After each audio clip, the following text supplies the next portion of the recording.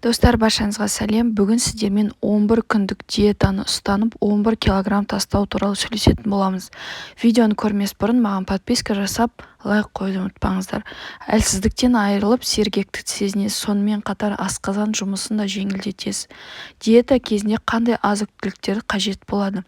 Жеміс-жидектер, алма, лимон, көк алма әрі тәтті емесін таңдау керек, және 11 штук лимон қажет. Ірімшік, сүзбені алмастыруға болады.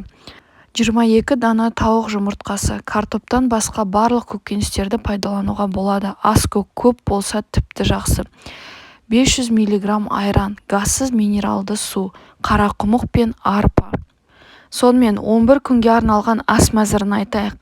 Бірінші, таңертең тұра салып, ағзаны сергіту үшін 1 стакан жылы су мен 1 тілім лимон қажет.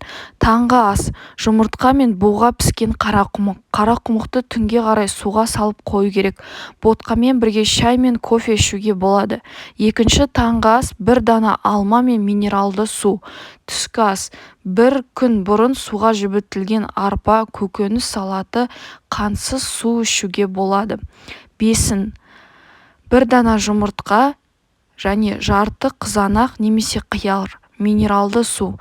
Кешкі ас: буға піскен қарақұмық ботқасы, зәйтүн майына қуырылған пияз бен сәбіз қосуға болады.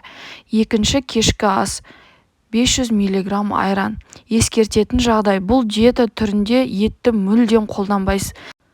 Бірақ ағза қажетті ақуызды жұмыртқадан аламыз. Сондай-ақ қарақұмық пен арпа жармаларының құрамында минералды заттар мен дәрумендер көп. Олар теріні тегістеуге, ішекті тазалауға көмектеседі. Бірыңғай тамақтану тәртібі бойынша жүргізілгендіктен диета кезінде спортпен шұғылданудың қажет жоқ. Дегенмен, жаяу жүру мен массаж жасатуға болады. Мұның барлығы тыныш ұйықтауға көмектеседі.